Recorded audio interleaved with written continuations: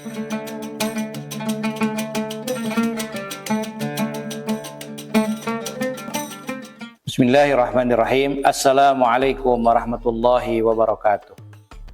Innal hamdalillah nahmaduhu wa nasta'inuhu wa nastaghfiruh wa na'udzu billahi min shururi anfusina wa min sayyiati a'malina.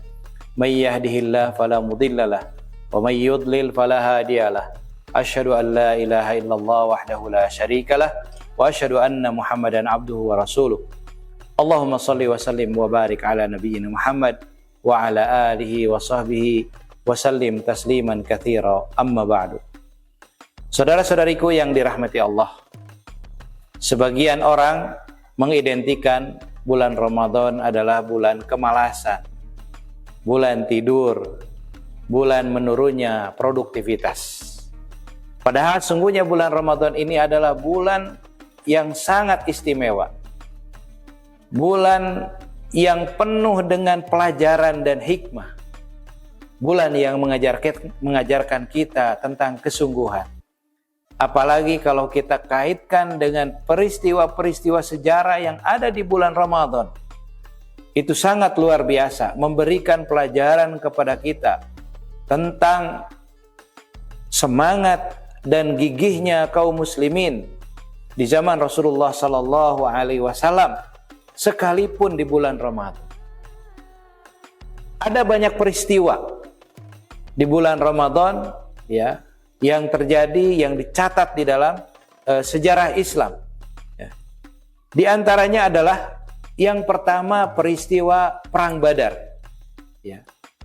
Peristiwa Perang Badar ini adalah peristiwa yang sangat bersejarah, peristiwa yang sangat strategis, di mana terjadi peperangan antara pasukan Rasulullah Sallallahu Alaihi Wasallam, pasukan kaum muslimin melawan pasukan kaum kafir Quraisy.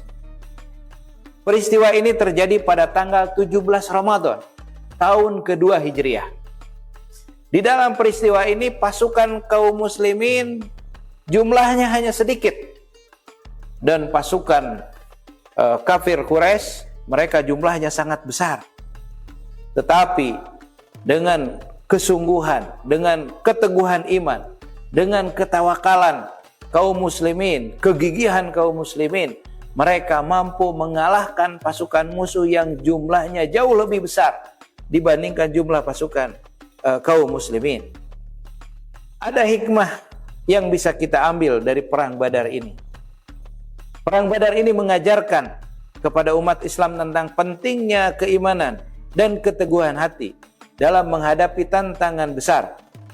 Meskipun tampak tidak seimbang, dengan pertolongan Allah kemenangan bisa diraih. Ini juga mengajarkan tentang solidaritas dan kesatuan ya antara umat Islam. Kemudian peristiwa sejarah yang kedua adalah peristiwa turunnya wahyu pertama kepada Rasulullah sallallahu alaihi wasallam di Gua Hira. Al-Quran adalah merupakan pedoman hidup kita. Dan Al-Quran pertama kali diturunkan kepada Rasulullah sallallahu alaihi wasallam di bulan Ramadan. Sebagaimana disebutkan di dalam Al-Quran, Syahrul Ramadan alladzi unzila fihi al-Quran hudan lin-nasi wa bayyinatin minal huda wal furqan.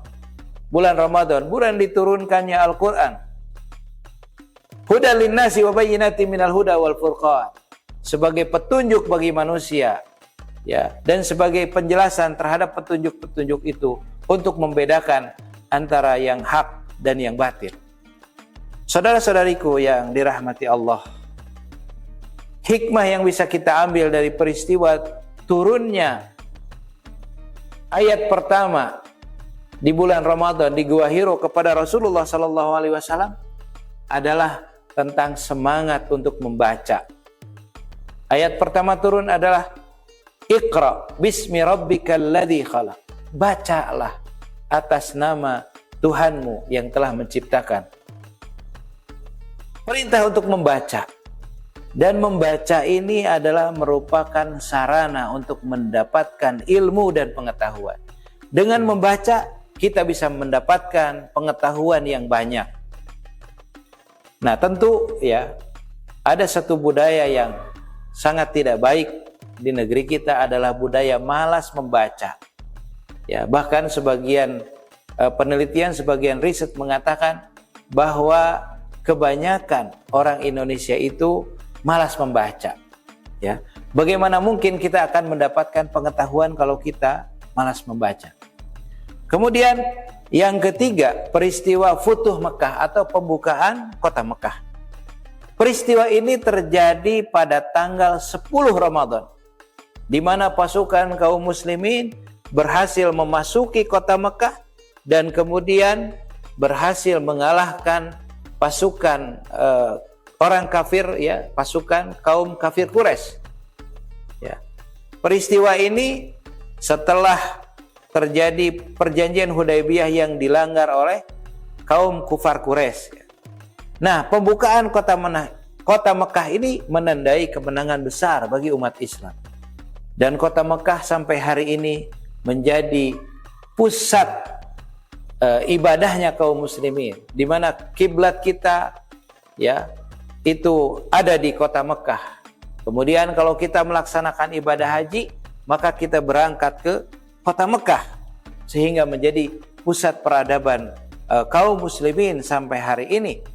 Karena berkat kesungguhan dan kegigihan Rasulullah SAW dengan pasukannya pada saat itu dalam peristiwa Futuh Mekah yang terjadi di bulan Ramadan. Kemudian peristiwa yang keempat adalah peristiwa Lailatul Qadar. Lailatul Qadar, satu malam yang pahalanya lebih baik dari 1000 bulan. Dan ini terjadi hanya di bulan Ramadan, tidak ada di bulan-bulan yang lainnya. Lailatul Qadar ini adalah peristiwa turunnya Al-Quran dari Lauhul Mahfud ke langit dunia, ke Baitul Izzah. Maka peristiwa ini disebut dengan malam Lailatul Qadar. Walaupun Allah Subhanahu wa taala merahasiakan di malam yang keberapa, tetapi Rasulullah sallallahu alaihi wasallam memberikan isyarat dalam beberapa hadis. Beliau mengatakan, "Iltamisuha fil asril awakhir." Cari kemuliaan malam Lailatul Qadar itu di 10 malam terakhir. Waltamisuha fil witri, dan carilah di tanggal-tanggal yang genap atau di malam-malam yang ganjil. Mohon maaf, ya, bukan malam yang genap, malam yang ganjil, ya. Fi lailatil witri. Nah, Lailatul Qadar ini adalah merupakan malam yang sangat istimewa. Kalau beribadah di malam Lailatul Qadar ini pahalanya lebih baik dari 1000 bulan. Siapa yang bisa beribadah konsisten, istiqomah selama 1000 bulan, ya, di atas 80 tahun, konsisten, sholat berjamaah, membaca Al-Quran, berzikir, ya, tentu tidak ada yang sanggup. Maka kita gunakan waktu dengan sebaik-baiknya di malam Lailatul Qadar ini. Hikmah dan pelajaran yang bisa kita ambil, ya, bagaimana agar kita memanfaatkan waktu kita dengan sebaik-baiknya. Setiap detik, setiap menit kita gunakan sebaik-baiknya untuk kebermanfaatan, untuk hal-hal yang positif, dan untuk bertaqarrub kepada Allah Subhanahu wa taala. Dan yang terakhir adalah peristiwa perang Uhud. Meskipun terjadi pada tanggal 15 Syawal, tetapi dimulai di bulan Ramadan. Peristiwa perang Uhud ini juga adalah peristiwa yang sangat penting. Peristiwa perang yang memberikan pelajaran kepada kita. Di mana pada perang Uhud ini kaum muslimin kalah, ya, dikalahkan oleh orang-orang kafir Quraisy. Kenapa kekalahan itu terjadi? Kekalahan itu terjadi karena ada pasukan yang tidak mengikuti instruksi dari Rasulullah SAW, tidak taat kepada perintah dari Rasulullah SAW sebagai panglima besar, sebagai komandan pada saat itu, ya. Nah, kemudian kalau kita ambil hikmah-hikmah ini, ya, dari peristiwa-peristiwa tersebut, ya, paling tidak ada 4 hikmah dan pelajaran yang bisa kita ambil. Hikmah yang pertama adalah keimanan dan keteguhan. Banyak peristiwa besar yang terjadi di bulan Ramadan yang mengajarkan kepada kita untuk tetap teguh dalam iman dan sabar dalam menghadapi ujian. Kemudian Pelajaran yang kedua adalah kesatuan umat, wahdatul ummah. Peristiwa-peristiwa tersebut menunjukkan betapa pentingnya kesatuan kerjasama antar umat Islam, baik dalam perjuangan fisik maupun dalam perjuangan dakwah. Hari ini tentu saja sangat diperlukan ya kesatuan umat atau wahdatul ummah ini dalam berbagai sisi. Apakah dalam bidang ekonomi, apakah dalam bidang politik, apakah dalam bidang budaya, termasuk juga dalam dakwah.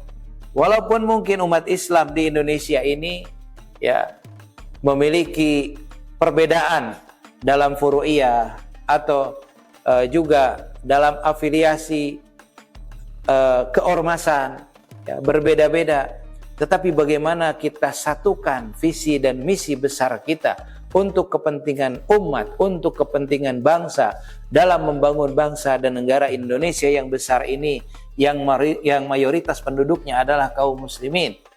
Bagaimana kita bersatu untuk menjaga negara kita, negara kesatuan Republik Indonesia, untuk meluruskan akhlak moral kaum muslimin, terutama generasi muda, ya, agar mereka memiliki moral yang baik, agar bisa membangun bangsa ini menjadi bangsa yang maju, bangsa yang bermoral, bangsa yang dihormati oleh bangsa-bangsa yang lain.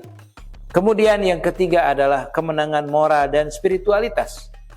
Kemenangan sesungguhnya bukan hanya kemenangan duniawi, tetapi juga kemenangan dalam keimanan dan ketakwaan. Dan yang keempat adalah pemanfaatan waktu yang baik, di mana malam Lailatul Qadar mengajarkan kepada kita tentang bagaimana kita memanfaatkan waktu dalam hidup kita. Jangan sampai kita sia-siakan. Jangan sampai waktu-waktu kita hanya habis untuk ngobrol kesana kemari, untuk main TikTok, untuk membuka status orang, ya. Hanya waktu-waktu kita hanya habis untuk itu, ya. Sementara banyak hal yang perlu kita lakukan, sementara banyak hal yang bisa kita kerjakan agar kita menjadi orang-orang yang produktif dan bermanfaat bagi orang lain. Saya kira itu saja yang bisa saya sampaikan. Mohon maaf apabila ada hal-hal yang kurang berkenan. Billahi fisabilil haq, nasru binallah wa fathun qarib, wallahu muwaffiq ila aqwamit thariq. Wassalamualaikum warahmatullahi wabarakatuh.